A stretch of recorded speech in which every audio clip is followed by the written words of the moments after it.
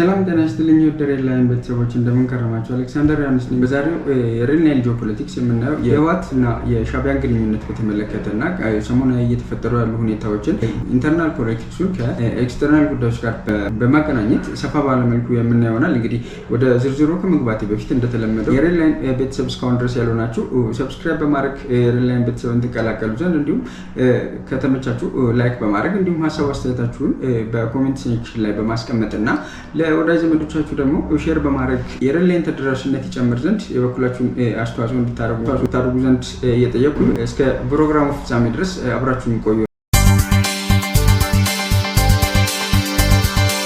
በምዕራቡ ዓለም እና በአፍሪካ መካከል የተለያየ ርዕዮተ ዓለም እንዳለ የሚታወቅ ነው እና ከዚህ መካከል ለምሳሌ ስለ ሞት ያለን ግንዛቤ የተለያየ እሳቤን ያለን። ለምሳሌ ምዕራቦቹ ከሞት በኋላ ያለው ነገር ተርሚኔትድ ስለሆነ አንዴ ከሞት በኋላ ምንም አይነት ላይፍ ኮንቲኒቲ የለም ብለው ያምናሉ ማለት ነው። በተቃራኒው ወደ አፍሪካ ግን ትራዲሽን ስንመጣ እንደ አሊ ማዝራዊ ከሆነ ማለት ነው አፍሪካን ኤንድ ትሪፕል ሄሪቴጅ በሚለው መጽሐፉ ላይ ሞት ማለት ኮንቲኒቲ ያለው ነገር እንደሆነና ማለትም ከአንድን የመኖሪያ ቤት አድራሻ ወደ ሌላ የመኖሪያ ቤት አድራሻ እንደመቀየር የሚቆጠርበት አይነት ብሎ የጻፈውን መነሻ በማድረግ ይህንን ፍልስፍና በመያዝ ማለት ነው የአድዋን ጦርነት ድል ያደረጉ ቅድመ አያቶቻችንን እና አሁን ላይ ያለው በዚህ አሁን በእኔና በእናንተ ዘመን ያለውን ፖለቲከኛ አንድ ላይ ቁጭ አድርጋችሁ ማለት በዚህ ዘመን ያለውን ኤሊት ፖለቲከኛ እና በእነሱ ዘመን የነበረውን ነገር ቁጭ አድርጋችሁ ማውራትና መወቃቀስ ይቻላል ብላችሁ ብታስቡት። ምክንያቱም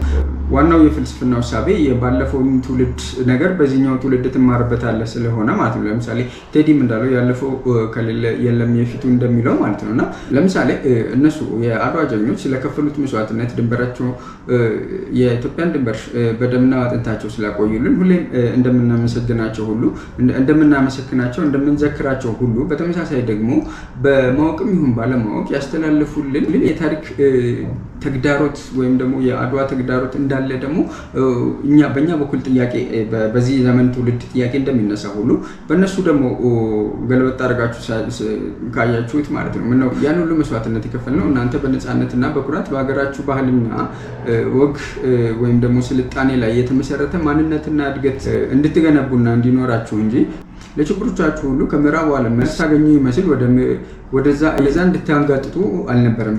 የኢትዮጵያን ባህልና ወግ ኋላ ቀር እያላችሁ እንድታንቋሽሹ መሆኑን ብናቅ ኖሮ መቼ ይህን ሁሉ መስዋዕትነት እንከፍል ነበር ብለው እነሱም ጥያቄ ይህንን ትውልድ ሊወቅሱበት የሚችሉበት ሁኔታ እንዳለ ማወቅ መቻል አለብን ማለት ነው። ምክንያቱም እኛ በዛ ዘመን የነበሩ ሰዎች ወይም ደግሞ ትውልድ አደረጉ ብለን የምናስበውን ነገር እነሱም ደግሞ አሁን ላይ ቢያገኙን እንደዚህ ይህንን ጥያቄዎች ምክንያቱም አሁን ላይ ያለው ኮንፊውዝ የሆነ ትውልድና ሁሌም ወደ ምዕራቡ ዓለም አንጋጠው የሚያይ ትውልድና ዘመን እንዳለበት ሁሉ ምክንያቱም ትምህርቶቻችን በስርዓተ ጥቅስ ውስጥ አስገቡትና ዘመናዊ ትምህርት የምንለው የምዕራቡን ዓለም ትምህርት ነው የምንማረው እና እውቀቶቻችን ወይም ደግሞ እውቀቶቻችን በጠቅላላ የተውሶ እውቀቶች ናቸው ማለት ነው እና ምዕራቡ ዓለም ለራሱ ማህበረሰብ ይጠቅማል ያለውን የትምህርት ስርዓት የዘረጋውን ነው እኛ እንግዲህ ለኛ ብለን ስበን ያመጣ ነው ማለት ነው። ልክ እንደ ከነጮቹ በፊት ኢትዮጵያ ውስጥ ፊደል እንደሌለ ከነጮቹ በፊት ኢትዮጵያ ውስጥ እውቀት እንደሌለ አይነት ነገር ነው የሚመስለውና በዚህም ደግሞ ይሄ ትውልድ ተጠያቂ መሆኑን ማንሳት ይኖርብናል ማለት ነውና እንግዲህ አድዋን በዚህ ዘመን መነጽር ስናየው ሁለት የተለያዩ ነጥቦች ላይ ፎከስ ያደርጋል በየዚህ ዘመን ደግሞ ጭቅጭቅ ማለት ነው። ለምሳሌ የመጀመሪያው ነጥብ አድዋ የኢትዮጵያ ታሪክ ወይስ ደግሞ የገዢ መደቡ እና የተወሰኑ የጦር መሪዎች ታሪክ ነው የሚሉ ጽንሰ ሀሳቦችን ላይ ትኩረት የሚያደርግ ሲሆን ሁለተኛው ደግሞ አድዋ የራሱ የሆነ ብዙ መልካም ጎኖች እንዳሉት ሁሉ ይዟቸው የመጣቸው ደግሞ ተቃርኖዎች አሉ ማለት ነው። ምናልባት እነዚህ ተቃርኖዎች ላይ ብዙም ስናወራ ወይም ደግሞ ብዙም ስንነጋገር ብዙም ጽሁፍ ስንጽፍበት አንታይም ማለት ነው እና እንግዲህ አሁን የመጀመሪያው አድዋ የመላ ኢትዮጵያ ታሪክ ነው ስንል እንደ መነሻ እንዲሆነን እንግዲህ ኦክቶበር 20 1995 ላይ ሃሮልድ ጂ ማርከስ ከመለስን ኢንተርቪው አድርጎ ነበርና ብሬክፋስት ሚቲንግ ዊዝ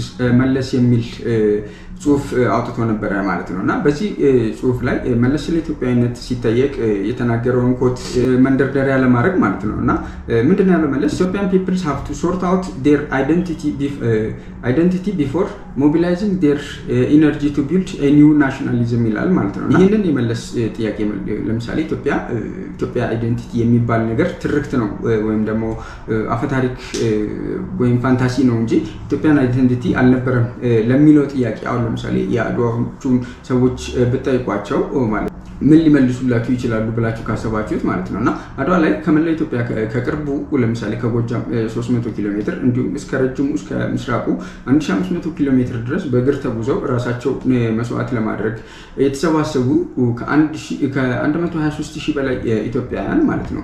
መልሳቸው ምን ሊሆን ይችላል ለመለስ ለዚህ ጥያቄ ኢትዮጵያን አይደንቲቲ አልነበረም ከዚህ በፊት ብሎ ላነሳው ጥያቄ መልሳቸው ምን ይሆናል ብለን ማሰብ የሚኖርብን ይመስለኛል ማለት ነው። እንግዲህ እንደመለስ እሳቤ ከሆነ እንደሚለው ከሆነ ያንቹ የአድዋ ዘማቾች ማለት ነው በጎሳና በዘር የተለያዩ እንጂ የሚያስተሳስራቸው ወይም አጋምዶ የያዛቸው አንድ ያደረጋቸው ኢትዮጵያዊ የሚባል ማንነት ባይኖራቸው ኖሮ ለምን ሊዘምቱ እንደሚችሉ ማሰብም ሌላው ጥያቄ ነው ማለት ነው። ወይም ደግሞ ሻዕቢያ የአማራ ገዢ መደብ የፈጠረው አፈታሪክ ነው እንጂ ኢትዮጵያዊነት የሚባል ሀገራዊ ማንነት ባይኖር ኖሮ ጣሊያን በግድ ያሰለፋቸው በተለምዶ ባሻ ባዙቃ ምድብ የሚባሉት እነዚህ ኤርትራውያን ማለት ነው ምንም እንኳን ከእጃችሁ ብንበላ ሀገራችንን እና ንጉሳችንን ግን አንወጋም ብለው እየካዱ ራሱ ጣሊያን በሰጣቸው ጠበንጃ ወይም መሳሪያ ማለት ነው ራሱን ጣሊያንን መልሰው አይወጉም ነበረ ማለት ነው። ኢትዮጵያን ከወራሪ ጠላት ለመከላከል እነዚህ የዘመቱት የአድዋ ጀግኖች ገበሬ፣ ጭሰኛ፣ አርብቶ አደር እንዲሁም በሎጂስቲክ ደረጃ እንዲሁም በጦር ግንባር በመሪነትም ደረጃ ሲሳተፉ የነበሩ ሴቶች ምናልባት አንተ የማንነት ውዥንብር ሊኖርብህ ይሆናል ለኛ ግን በአንድነት ለነጻነት ነው አድዋ ላይ ጦርነት የገጠምነው ብለው የሚመልሱለት ይመስለኛል ማለት ነውና በአድዋ ጦርነት ወቅት ከሚነገሩ ታሪኮች መካከል እንደው ቀልቤን የሚይዘው ማለት ኢትዮጵያዊነት የሚለው ኮንሰፕት ወይም እሳቤ ምን ያህል ጥልቅ እንደሆነ ለማሳየት ብዙ ጊዜ እንደምሳሌ ማነሳው አንድ አካል ጉዳተኛ የሆነ ደሃ ገበሬ ነው። ምክንያቱም አካል ጉዳተኛ በመሆኑ መዋጋት አይችልምና ራሱን በራሱ ተነሳሽነት ነው እንግዲህ ተሳሳተ መረጃ ለባራቴሪ ለማቀበል መሄዱን የሚያነሱ ታሪኮች አሉ ማለት ነውና እንዲሁም ደግሞ ስንቱ ገበሬ ነው ልጆቹን ለአቅመ አዳም ያልደረሱ ህፃናት ልጆቹን ቢያንስ እንዲያይና እንዲሄድ በእግራቸው ሲወስዳቸው የነበረው ማለት ነውና ይሄን ሁሉ ሰዎች እነዚህ አድዋ የተሳተፉ ኢትዮጵያውያን በየሩቁ የነበሩ ኢትዮጵያውያንን እንግዲህ መስዋዕትነት መክፈላቸውንም የምር አንዳንድ ጊዜ እንመለስም ሆኑ በዚህ ዘመን ያሉት ነፃ አውጪ ሶኮልድ ነፃ አውጪዎች የምር ሳይገባቸው ቀርቶ ነው የሚለውንም ጥያቄ ማንሳት አስፈላጊ ነው ብዬ አስባለሁ ማለት ነውና የአድዋ ድል ከአንድ ህዝብ ታሪክ አንፃር ካያችሁት ማለት ነው አንድ አይኑን ያፈጠጠ እውነት ጋር ትጋጫላችሁ ወይም ደግሞ ትላተማላችሁ ማለት ነው። ይህ ምንም እንኳን ኢትዮጵያ የተለያዩ ጎሳዎችና ብሔር ብሔረሰቦች ጥርቅም ውጤት ብትሆንም ማለት ነው እንደ ህዝብ ግን እርስ በርሱ ያስተሳሰራቸው የጋራ ታሪክና ማንነት እንዳላቸው ትረዳላችሁ ማለት ነው። ለምሳሌ ከዘር ከጎሳ ብሔርና ክልል በላይ እንደ ህዝብ ለነጻነት ሲባል የተከፈለ መስዋዕትነት ምልክት እንደሆነ አድዋን ትረዳላችሁ። አድዋ ምንም እንኳን አለፉት 50 ዓመታት እዚህ ሀገር የተፈጠሩት ነፃ አውጪ የጎሳ ፖለቲከኞች ትልቁ ጠላታቸው የሆነው አድዋን ለማንኳሰስ ዝቅ ለማድረግ ምን ያህል ርቀት እንደሄዱ ለማሰብ ያህል አሁን ላይ እንደ ማህበረሰብ ያለንን ግንዛቤ ማየትና መመርመሩ በቂ ነው ብዬ አስባለሁ ማለት ነው። ሁለተኛው ደግሞ እንግዲህ የሚያነታርከን ሌላው ሁለተኛው ከአድዋ ጋር በተያያዘ የተወሰኑ ገዢ መደብ እና የጦር መሪዎች ታሪክ እንጂ የመላው ኢትዮጵያ ታሪክ አይደለም የሚል አይነት ኮንሰፕት ነው ማለት ነውና አሁን ለምሳሌ ኢቭን ያንን እንኳን ተቀብለን እሺ ልክ ነው ብለን አድዋ የገዢ መደብ ልክ የገዢ መደብ ታሪክ ነው እንጂ መላው ኢትዮጵያን ህዝብ አይወክልም ብለን እንኳን ብንቀበል ማለት ነው እንደ ዛሬ ዘመን የነፃ አውጪ ፖለቲከኞች ትርክትና ታሪክ ቢሆን ኖሮ እርስ በርስ ክፍፍል ይኖረን በአጭር ጊዜ ውስጥ አፍሪካን እንዲቆጣጠሩ ያደረጋቸው ከፋፍለህ ግዛ ስትራቴጂ እንደሆነ ስታስቡትና ጣሊያን ይህንን ስትራቴጂ ልክ እንደ ሌሎቹ አውሮፓ ሀገሮች ሁሉ ተጠቅማ እንደነበረና ነገር ግን ሌሎቹ ሀገሮች ሰክሰስፉሊ እያንዳንዱን የአፍሪካን ክፍል ቆራርጠው ሲወስዱ ጣሊያን ግን ያልቻለችበት ምክንያት ምንድነው የሚል ጥያቄን ከማንሳት እንጀምራለን ማለት ነው። ለምሳሌ እንደማሳያ እንዲሆናችሁ ከራስ አሉላ እና በምኒልክ መካከል የነበረውን ግንኙነት ማየት በቂ ነው ማለት ነው። እና እንግዲህ ምክንያቱም በመለስ መነጽር ራስ አሉላን ከገመገም ነው ከኢትዮጵያዊነት ማንነቱ ይልቅ ትግራዊ ማንነቱ የሚበልጥበት ከሆነ ማለት ነው አፄ ምኒልክን ለማዳከም በቀላሉ ከጣሊያን ጋር መስማማት ይችል ነበረ ማለት ነው። እና ይሄን ደግሞ ጀስቲፋይ ሊያደርግበት የሚችል ከሳቸው ጋር የነበረውን አለመግባባትን ማንሳት ትችላላችሁ ማለት ነው። ግን ይህ አልሆነም በሱ ዘንዳ ማለት ነው። ምክንያቱም ከሁለቱ ማንነቶቹ ስላልተጋጩበት ሀገሩን አስቀድሟል ማለት ነው። እንዲሁም በተጨማሪ አፄ ቴዎድሮስ ሲቀጥሎም ደግሞ አፄ ዮሐንስን የኢትዮጵያን አንድነት ለማምጣት ብዙ በራሳቸው መንገድ የሞከሯቸው ብዙ ሙከራዎች አሉ ምንም እንኳን ሳይሳካላቸው ቢቀር ማለት ነው። እና ይሄንን ሰክሰስፉሊ አቺቭድ ማድረግ የቻሉት አፄ ምኒልክ ናቸው ማለት ነው። እና ያን ያህል ተበታትኖ የነበረ የገዢ መደብን አንድ ላይ ሞቢላይዝድ አድርጎ የመጣን የውጭ ጠራሪ ኃይልን መመከት መቻል በራሱ የአመራር ኳሊቲ ይጠይቃል እና የአመራር ጥበብ ስለነበራቸው ነው እንግዲህ ሰክሰስፉል መሆን የቻለው ማለት ነው። እንዲሁም ደግሞ በተጨማሪ ለጣሊያን ገብተው የነበሩት አኩርፈው ለጣሊያን ገብተው የነበሩት ራስ ስብሐትና ደጃዝማች ሀጎስ ተፈሪ ከርተው ምኒልክ ጋር ድጋሚ ተመልሰው ነው እንግዲህ እነ ባራቶሪን የወጉት ማለት ነው። እና የክላስ ልዩነት ቢኖራቸው ኖሮ እነዚህ ሰዎች ኦልሞስት ብዙ ጥቅም የሚያገኙት ከጣሊያን እንጂ ከምኒልክ ጋር አንድነት ሲፈጥሩ አልነበረም ማለት በዛን ዘመን የነበረን የገዢ መደብ እና ከዚህ ካሁኑ ከኔና ከናንተ የገዢ መደብ ጋር ስታነጻጽሩት ማለት ነው በዚህ ዘመን ያለው በአስተሳሰቡ በጣም የቀነጨረ በአቋሙ እጅግ የደከመ ሆኖ ነው የምታገኙት ማለት ነው። ለዚህ ደግሞ ምክንያት የሚሆናችሁ ለምሳሌ ፋርቲስ ፋኖን እንደሚለው ማለት ነው ኢትስ ኢንካፓሲቲ ቱ ቲንክ ኢን ተርምስ ኦፍ ኦል the problems of the nation as seen from the point of view of the whole of that nation አይነት እንደሚለው ማለት ነው። ለምሳሌ እነዚህ ሰዎች በኢንቴንሽናሊ የሚያዩት የሀገር እንደ ሀገር የገጠመንን እንደ ኢትዮጵያ ወይም እንደ ሀገር የገጠመንን ችግር እዛ ላይ ፎከስ አድርጎ ከመስራት ይልቅ እያንዳንዱ ምልከታቸው የሚሆነው ጠባብ የሆነ ሪጂናሊ ወይም ደግሞ ከዘር ጋር ወይም ከጎሳ ጋር እየተያያዘ ሪጂናሊዝምን አስቀድመው ነው የሚመጡት ወይም ደግሞ የሚያዩት ማለት ነው። ስለዚህ ከዛ ከመንደር ፖለቲካ በስተቀር መውጣት የሚችሉበት አጋጣሚ የለም ማለት ነው።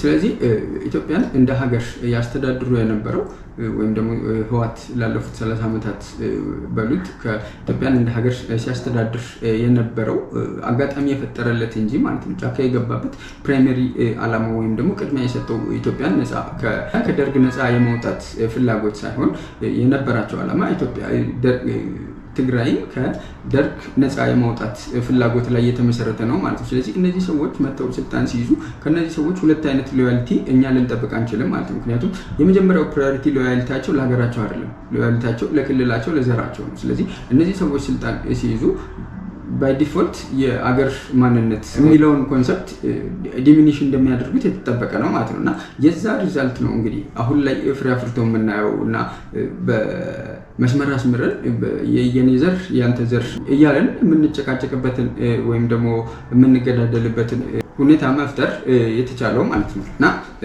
ከትርክት ወይም ደግሞ ከታሪክ አንጻር ደግሞ ካያችሁት ኢትዮጵያ ውስጥ እንግዲህ አንዱ ሌላኛውን በተለያየ ዘመን በድሏል ወይም ደግሞ ጨቁኗል ማለት ነው። እና ኢትዮጵያ ተሆል ታሪክ አንድ ብቻውን ተነጥሎ የተበደለ እድሜ ልኩን የተበደለ አንድ ብቻውን ተነጥሎ የተጎዳ የትኛውንም ብሔር አታገኙም ማለት ነው። በሆነ አጋጣሚ የሆነ ስልጣን ወይም ደግሞ የፓወር ሲያገኝ ሌላውን ማህበረሰብ ጨቁኗል በድሏል ማለት ነው። ስለዚህ ኖርማሊ ለትርክት እኛ የኔ ከሚለው ኮንሰፕት አንፃር ለትርክት ስለምንጠቀምበት እንጂ ማለት ነው እንደው ነፃ መውጣት አለባቸው ወይም ደግሞ ሌሎች ሀገሮችን ተሞክሮ ስታዩ ማለት ነው ለምሳሌ የነፃነት ጥያቄ የነበራቸው የነፃነት ጥያቄ ኖራቸው በዛ የነፃነት ጥያቄ ትግል አድርገው ነፃ ያወጡ ሀገራት ታሪክ ስታዩ ማለት ነው ወይም ደግሞ ሁኔታ ስታጠኑ ማለት ነው የጥያቄያቸው መሰረቱ የሚሆነው ከታች ከማህበረሰቡ ነው አድጎ ወደ ኢሊት ወይም ደግሞ ወደ ኢሊቱ መደብ የሚሄደው ማለት ነው። ግን የኛን ሀገር ሁኔታ ግን ካያችሁ ማለት ነው ከላይኛው የኢሊቱ ክፍል ነው ወደ ታችኛው ወደ ማህበረሰቡ የወረደው ማለት ነው። ስለዚህ እና ለዚህ ደግሞ ማሳያ የሚሆናቸው እያንዳንዱን እነዚህ ነፃ አውጪ ተብለው የነበሩ አመራሮችን ታሪክ የግል ታሪካቸውን ስታዩ ማለት ነው የትኛው ማህበረሰብ ክፍል መደብ ላይ ይመደቡ ነበር። ታችኛው ዝቅተኛው የኑሮ ደረጃ ላይ ያለው ማህበረሰብ ክፍል አካላት ናቸው ወይስ ኢቭን ባላባቶች ልጆች ወይም ደግሞ ልጆች የነበሩ ሰዎች ናቸው ብላችሁ ስጠይቁ እዛ ጋ ነው ጥያቄውን እዛ ጋ ነው እንግዲህ መልስ የምታገኙት። ለዚህ ደግሞ ያን ያህል ሩቅ መሄድ ለዚህ ይሄንን ደግሞ ለማመሳከር ያን ያህል ሩቅ መሄድ የሚጠበቅባችሁ አይመስለኝም ማለት ነው።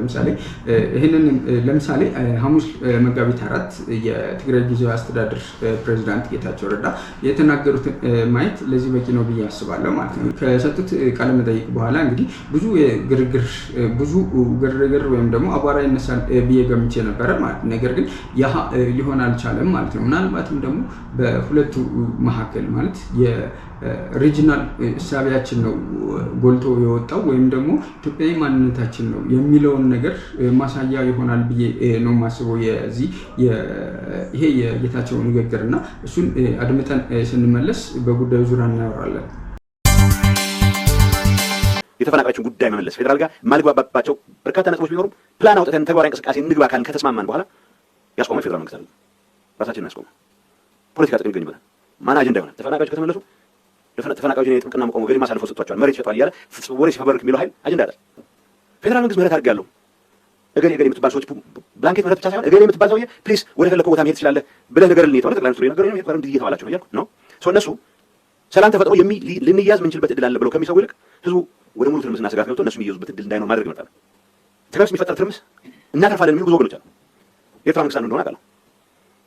ማለት የኤርትራ መንግስት ከፌደራል መንግስት ጋር የመጀመሪያ ግጭት የገባው ፕሪቶሪያ ከተስማማን በኋላ ፕሪቶሪያ ከተስማማን ለምንድን ነው ግጭት የሚገባው? ቢኮዝ ትግራይን ኮምፕሊትሊ ከካርታ ለማውጣት የነበረን እንቅስቃሴ ያስቆመ ስምምነት ስለሆነ የኤርትራ መንግስት ጋር ሰላም መፍጠር አለብን የሚል እምነት ነበር። የተወሰነ እንቅስቃሴ ማድረግ ነበር። የኤርትራ መንግስት ሰዎች ፍላጎት ወይ የኢትዮጵያ መንግስት ኤርትራን ይወራል ብለው በሚሰጉበት ሰዓት ማቀዝቀዣ ባፈር እንዲሆን ማድረግ ነው ትግራይ። ወይ ጠንከር ያለ አጋጣሚ ተፈጥሯል ብለው ካመኑ ደግሞ ከእኛ ሰዎች ጋር ሆነው እንደገና ደግሞ ምናልባት ወደ አዲስ አበባ በኩል ጉዞ የሚደረግ የሚቻልበት እድል ካለ ማማተርም ሊሆን ይችላል። ስለዚህ ቅድም ያልኳችሁ ጭር ካለ አደጋ ላይ እንወድቃለን የሚሉ ወገኖች ግን ራሳቸውን ሃይ ስፒድ እንደሚባለው ከፍ ያለ ዋጋ ላቀረበው ብቻ ሳይሆን እዚህ ትርጉም የሌለው ዋጋ ላቀረበ ሰውም ቢሆን አገልጋይ ለመሆን ዝግጁ ሲሆን ይታያል። እነዚህ ቡድኖች ስለ ትግራይ ጉዳይ ደንታ ያላቸው የወርቅ ንግድ ወደ አዲስ አበባ የሚያዋጣ ከሆነ ያደርጋሉ። የወርቅ ንግድ ወደ አዲስ አበባ የሚያዋጣ ከሆነ ወደ አስመራ ያደርጉታል። ከትግራይ ህዝብ ተጠቃሚነት ጋር ከትግራይ ህዝብ ህልውና ጋር የሚያገናኝ ነገር የለም። የሚታወቅ እዚህ ግባ የሚባል ስምምነት ሳይኖርህ ፕሪቶሪያ በመፈረሙ ምክንያት አኩርፎ ከኢትዮጵያ መንግስት ጋር የተጣላ ኃይል ጋር ተሰልፈህ ኢትዮጵያ መንግስት ምናልባት ማስወገድ የሚቻልበት እድል ካለ ብለህ መንገድ በጣም አደገኛ ነው። አሁን ታጣቂ እያልን የገለጽን ያለ ነው። ሊዲያ የሚጠብቅ ነው። የፖሊስ ኃይል ይኖረናል፣ እንደ ማንኛውም ክልል ሚሊሻ ይኖረናል። ከዛ ውስጥ የመከላከያ ሰራዊት የሚባል ይኖረናል። ትግራይ ሀገር ናት ብሎ ማሰብ የሚፈልግ ብዙ ሰው እንዳላውቃለሁ። ሞቅ በሚለኝ ሰዓት እንደዛ አስባለሁ። መመኘት ችግር የለውም። መሆን ካለበት እታገላለሁ። ትግራይ ሀገር እንዲሆን ችግር የለውም። አሁን ያለውን እውነታ መቀበል ደግሞ ጨዋነት ነው። ትግራይ ኢትዮጵያ አካል ነው። አሁን ፓስፖርት የኢትዮጵያ ፓስፖርት ነው የሚለው እና ወደ ፈሰለ ድንገት ሀገር መሆን ስለተመኘህ ብቻ ሀገር ሆንክ መስሎ ሰራዊት እስከ መጨረሻው አስቀጥላለሁ ልትል አትችልም። አሁን ፕሪቶሪያ ስምምነት እሱ እንደሰማችሁት ነው። ሞቅ ሲለን ሀገር ትግራይ ብለን እናወራለን እንጂ ነባራዊ ሁኔታ ጋር ስታነጻጽሩት ግን ሊሆን የማይችል ነገር ነው ማለት ነው። ስለዚህ ይሄ የሚያሳያችሁ እንግዲህ ፖለቲከኞቻችን ያላቸው የእውቀት ድርቀት አንደኛው መገለጫ ነው። ሁለተኛ የጎሳ ፖለቲካ ወይም ደግሞ የክልላዊ ፖለቲካ የምትሉት ይሄ አርቲፊሻሊ ኢንጂነርድ የተደረገ ኮንሰፕት እንጂ ቤዝድ ኦን ሪያሊቲ ላይ የመጣ ነገር እንዳልሆነ ትረዳላችሁ። በአጠቃላይ ደግሞ ይሄ ሁሉ እንግዲህ ስልጣን ለመያዝም ደግሞ ምን ያህል ርቀት እነዚህ ኤሊት የምትሏቸው የሶኮልድ ነፃ አውጪዎች የቱን ያህል ርቀት እንደሚሄዱም ደግሞ ሌላው ማሳያ ነው ማለት ነው። እና እንግዲህ አሁን ስክሪኑ ላይ የምታዩት ፎቶ በዛው ሳምንት አካባቢ ያገኘሁት ነው ፌስቡክ ሳገላብጥ ማለት ነው። እና ባለፈው የ2 ዓመት እንግዲህ ጦርነት ማለት ነው ልጆቻቸውን ያጡ ወላጆች መርዶ ሲነገራቸው የሚያሳይ ፎቶ ነው ማለት ነው። እና ኢቭን በዚህ ጦርነት ምክንያት ገና መርዶ እንኳን ተነግሮ ያልተጨረሰበት ወይም ደግሞ ያላለቀበት ሁኔታ ባለበት ሁኔታ ሌላ የጦርነት ከበሮ የመደለቅ ምን አይነት የአእምሮ ጥንካሬ ሊኖርህ እንደሚችል እና እንዲሁም ደግሞ ስልጣን ለመያዝ ስትል ምን ያህል ርቀት እንደምትሄድ ማለት ነው። ይሄ አሁን በትግራይ ኤሊት መካከል የተፈጠረው ጉዳይ አንደኛው ማሳያ ነው ማለት ነው። ምክንያቱም እንደው አንዳንድ ጊዜ ፕሪቴንድ ታደርጋለህ፣ ፖለቲከኛ ሆነ ፕሪቴንድ ታደርጋለህ ለህዝብ እንደምትሰራ ማለት ነው። እና ይሄ ግን በቃ ጀስት ገሃድ የወጣ አይነት ሁኔታ ነው። እና ኢትዮጵያዊ ማንነት የሚለው የሀገር ማንነት ምን ያህል እንደፈረሰ እንደወረደ ማሳያ ይሆናል ያልኩትም በዚህ ምክንያት ነው ማለት ነው። ምክንያቱም እንደ ሀገር ሁሉም ሰው ሊቆጣ ወይም ደግሞ እነዚህ ኤሊትስ ለአንድና ለመጨረሻ ጊዜ ወግዱ ብሎ ሊያስወግዳቸው ሲገባ ማለት ነው ብዙ ሰው እንዳላየ እንዳልሰማ አልፎታል ማለት ነው። እና ከአድዋ ሽንፈት በኋላ እንግዲህ 4500 ሰራዊት አካባቢ መስዋዕት አድርገው ወደ ጣሊያን የተመለሱ ጀነራሎች ምን ነበር የገጠማቸው ብሎ ማሰብም አንዳንድ ጊዜ አስፈላጊ ነው ብዬ አስባለሁ ማለት ነው።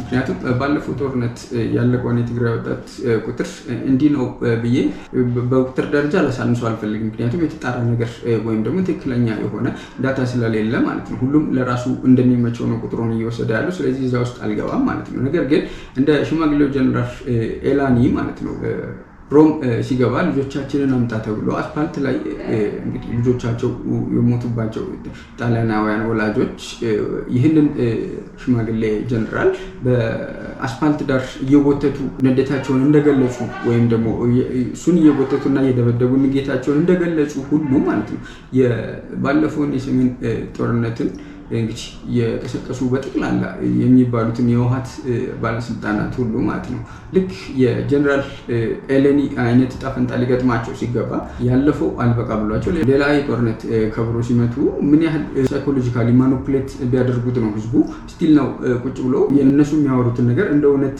ተቀብለው ለነሱ ስልጣን ወንበር ማመቻቸት ራሱን መስዋዕት የሚያደርገው ማለት ነው። ይህ የጌታቸውን ንግግር በአጠቃላይ እንደ ህዝብ የአድዋ ዘማቾች ያስተላለፉልን የሴት ቅርጥፍ አድርገን በልተን ማለት ነው ለስልጣናቸው ሲሉ ነፃ የወጣን ህዝብ መልሰው ነፃ ወጣሃለሁ በሚል በሚንቀሳቀሱ ፖለቲከኞች መጠቀሚያ የሆነውስ መጀመሪያውኑ እኛ ራሳችን የጎሳ የመንደር የዘር እሳቢያችን ወይም ደግሞ ክልላዊ እሳቢያችን ከኛ ስለሚጀምር ወይም ደግሞ እኔ የሚለው እሳቤ ስለተጠናወተ ነው ብዬ አስባለሁ ማለት ነው።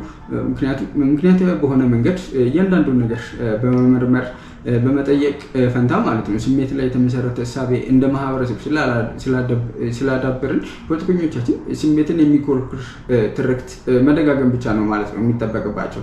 እና ዞሮ ፖለቲከኞቻችን የኛ እንደ ማህበረሰብ የእያንዳንዱ ግለሰብ ነጸብራቅ ናቸው ብዬ አስባለሁ ማለት ነው። እና ስለዚህ እንደ ማህበረሰብ ቆም ተብሎ ወዴት እየሄድን እንደሆነ ካልተመረመረ በስተቀር እንዲሁ የንጹሃን ኢትዮጵያውያን ደም በከንቱ እየፈሰሰ ይቀጥላል ማለት ነው። በሌላ በኩል እንዲሁ አገር ውስጥ እንዳሉት ከነዚህ የነፃ አውጪ ፖለቲከኞች በተጨማሪ ደግሞ በውጭ ሀገር ሆነው ደግሞ በለው ፍለጠው የሚሉት ለሆዳቸው ያደሩ ግለሰቦች ደግሞ ምናልባት የአድዋ ጦርነት የተካሄደው እዚሁ ሀገር ውስጥ ከ300 እስከ 1500 ኪሎ ሜትር በእግሩ ተጉዞ ነው እንግዲህ ኢትዮጵያዊ የሆነ ገበሬ ራሱን መስዋዕት አድርጎ ወይም ደግሞ መስዋዕትነት ከፍሎ ነው እንግዲህ ይህንን ነፃነት ለኛ ያስተላልፈልን እንጂ እንደነሱ ሆኖ የሩቅ ተመልካች ሆኖ አልነበረም ማለት ነው። እና ለዚህ አይነት ግለሰቦች ያለኝ መልእክት እንግዲህ የፍሬድሪክ ዳግላስ ነው ማለት ነው። ምን ይላል ፍሬድሪክ ዳግላስ?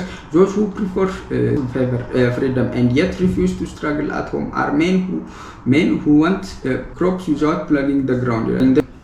they want rain without thundering and lightning, they want the ocean without the awful roar of its many waters ይላሉ ማለት ነው። ስለዚህ እነሱ ከሚያገኙት ገንዘብና ጥቅም አንጻር ነው የሚያስቡት ማለት ነው። እያንዳንዳቸው አይታችሁ ከሆነ ውጭ ያሉት እነዚህ ሰዎች አንዳቸውም ልጆቻቸውን ሀገር ውስጥ ልከው አያውቁም። ኢቭን ሀገር ውስጥ ራሱ የሚማሩ አይደሉም። ይሄ የፖለቲከኞቻችንን ልጆችም ያጠቃልላል ማለት ነው። ስለዚህ ምን በወጣው ነው ታዲያ የገበሬው ልጅ ለነዚህ ሰዎች ለውጮቹ ብር ማግኛ ለዚህ ውስጥ ደግሞ ሀገር ውስጥ ላሉት ደግሞ ስልጣን ለማግኘት ሲባል ራሱን መስዋዕት የሚያደርገው እና ለምን ብሎ መጠየቅም አንዳንድ ጊዜ አስፈላጊ ነው ብዬ አስባለሁ።